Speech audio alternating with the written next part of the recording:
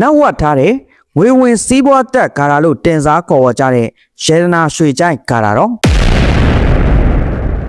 မင်္ဂလာပါဒီတကဓမ္မမိတ်ဆွေတွေကိုနောက်ဝတ်ထားတဲ့ငွေဝင်စည်းပွားတက်စေတဲ့ကာရာတော်လို့တင်စားခေါ်ဝေါ်ကြတဲ့ရေနာရွှေကြိုင်ကာရာတော်အကြောင်းကိုတင်ဆက်ပေးသွားမှာဖြစ်ပါတယ်ဒါကြောင့်ဗီဒီယိုလေးကိုဆုံးထိလိုက်ပါကြည့်ရှုပေးကြဖို့မေတ္တာရက်ခံချင်ပါတယ်ဒါဆိုရင်အစီအစဉ်လေးကိုအခုပဲစလိုက်ကြရအောင်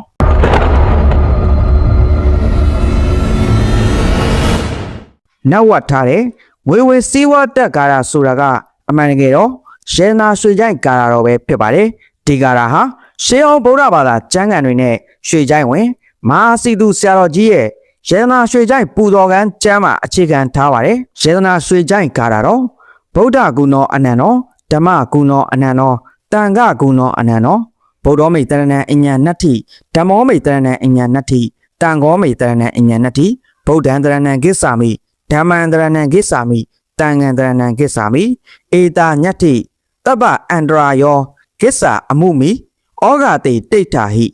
ဒါကတော့နောက်ဝတ်ထားတဲ့ကာရာလို့တင်စားခေါ်ဝေါ်ကြတဲ့ရေနာရွှေကြိုင်ကာရာတော်ပဲဖြစ်ပါတယ်ဒီကာရာရဲ့အနက်အဓိပ္ပာယ်ကတော့ဗုဒ္ဓဂုဏောအနန္တောဖျားရှင်ဤဂုဏ်တော်သည်အဆုံးအခြားမရှိဘဲကျယ်ပြန့်ပါသည်ဓမ္မဂုဏောအနန္တောတရားတော်ဤဂုဏ်တော်သည်အတိုင်းမသက်နိုင်အောင်လုံးလုံးလျားလျားမပြတ်လျက်ရှိပါသည်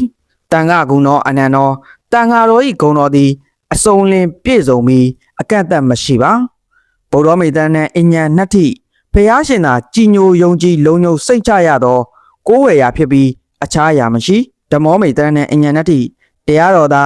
ကျွန်ုပ်၏အထူးမူလကိုးဝယ်ရာဖြစ်ပြီးအခြားအရာမရှိတန်ခောမေတ္တနဲ့အညာဏတ္ထိတန်ဃာတော်သာကျွန်ုပ်၏ကိုးဝယ်ရာဖြစ်ပြီးအခြားအရာမရှိဗုဒ္ဓံတရဏံကိစ္ဆာမိဖျားရှင်အားကိုးဝယ်ရာဟုစီးကပ်ဝင်တော်မူပါ၏ဓမ္မံတရဏံကိစ္ဆာမိတရားတော်အားကိုးဝယ်ရာဟုစီးကပ်ဝင်တော်မူပါ၏တန်ဃံတရဏံကိစ္ဆာမိတန်ဃာတော်အားကိုးဝယ်ရာဟုစီးကပ်ဝင်တော်မူပါ၏ဧတာညတ္ထိတပ္ပအန္တရာယောကိစ္ဆာအမှုမိဩဃတိတိဋ္ဌာဟိဤယတနာသုံးပါး၏အာနုဘော်တော်ကြောင့်ခတ်သိမ်းသောအန္တရာယ်တို့သည်ငါထံမှကင်းဝေးကုန်လောငါအားရှေးရှု၍ဖြစ်ပေါ်လာသောနေရာ၌သာလျှင်တည်ရှိကြကုန်လောလို့အဓိပ္ပာယ်ရပါတယ်ဒီကာလရဲ့အဓိကအနှစ်သာရ၃ချက်ကတော့နံပါတ်၁ဘုရားတရားတန်ခါယေနာ၃ပါးရဲ့အနန္တဂုဏ်တော်ကိုအောက်မေ့ခြင်းနံပါတ်2ယေနာ၃ပါးကိုအခိုင်အမာကိုးဝယ်ခြင်း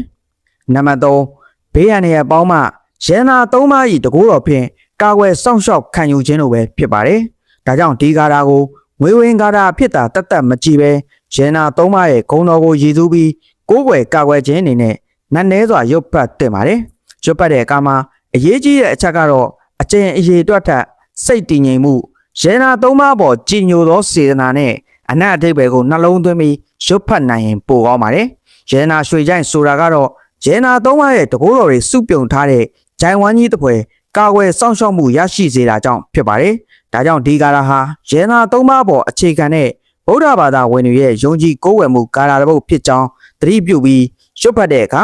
စေနာတန်းတန်းနဲ့ရုပ်ဖတ်ကြဖို့အထူးသတိပြုရမှာဖြစ်ပါတယ်ဟုတ်ကဲ့ဓမ္မမိတ်ဆွေလောကီလူသားတွေအားလုံးစိတ်ချမ်းသာခြင်းကိုယ်ဤကျမ်းမာခြင်းတွေနဲ့ပြည့်စုံနိုင်ကြပါစေလို့ဆုတောင်းမေတ္တာပို့သပေးလိုက်ပါတယ်ခင်ဗျာ